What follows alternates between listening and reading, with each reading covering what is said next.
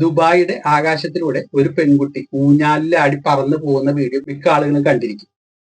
ഇത് യഥാർത്ഥത്തിലുള്ളതാണോ എന്ന് പലരും ചോദിച്ചിരുന്നു. എന്താണ് ഈ സംഭവം? ഹായ്, വൈദ്യരാജ് ശാസ്ത്രത്തിലെ പുതിയൊരു വീഡിയോയിലേക്ക് എല്ലാ കൂട്ടുകാർക്കും സ്വാഗതം. ഇത് യഥാർത്ഥത്തിലുള്ള വീഡിയോ തന്നെയാണ്. കഴിഞ്ഞ വ്യാഴാഴ്ചയാണ് ദുബായ് ഷെയ്ഖ് ഹംദാൻ ഈ വീഡിയോ ഷെയർ ചെയ്തത്. തീർത്തും അത്ഭുതകരമായിട്ടുള്ള ഒരു വീഡിയോ ആണ്. അത് കാരണം തന്നെ പലർക്കും വിശ്വസിക്കാനായിട്ട് ബുദ്ധിമുട്ടാണ്. എന്നാൽ ഇത് യഥാർത്ഥത്തിലുള്ള വീഡിയോ തന്നെയാണ്. ദുബായ് സ്കൈ ഡൈവിംഗ് ക്ലബും അതുപോലെ തന്നെ ദുബായ് ഷോപ്പിംഗ് ഫെസ്റ്റിവലിന്റെയും രണ്ടും ചേർന്ന് അതിന്റെ ഭാഗമായിട്ടുണ്ടാക്കിയ ഒരു വീഡിയോ സ്റ്റണ്ട് ആണിത്. ഒരു പ്രൊഫഷണൽ ആയിട്ടുള്ള സ്കൈ ഡൈവറെ സംബന്ധിച്ചിടത്തോളം ഇത് വളരെ സിമ്പിൾ ആയിട്ടുള്ള ഒരു കാര്യമാണ്. അധികം ബുദ്ധിമുട്ടൊന്നും ഇതിനില്ല.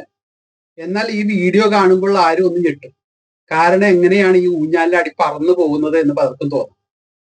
എന്നാൽ വിശദമായിട്ടൊന്ന് പരിശോധിച്ചാൽ നമുക്ക് മനസ്സിലാവും ഇത് പറന്നു പോകുന്നതല്ല, ഒരു വലിയ ബലൂണിൽ തൂങ്ങി അങ്ങനെ നിൽക്കുകയാണ്.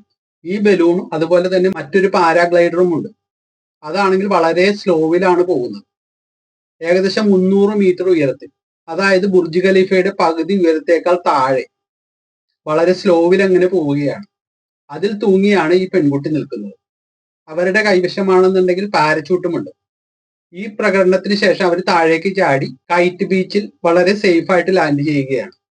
പലർക്കും ഇവിടെ അത്ഭുതം തോന്നാൻ കാരണമായിട്ട് എനിക്ക് തോന്നുന്നത് ഇത് പറന്നു പോകുന്നതായിട്ട് തോന്നുന്നു എന്നതാണ്.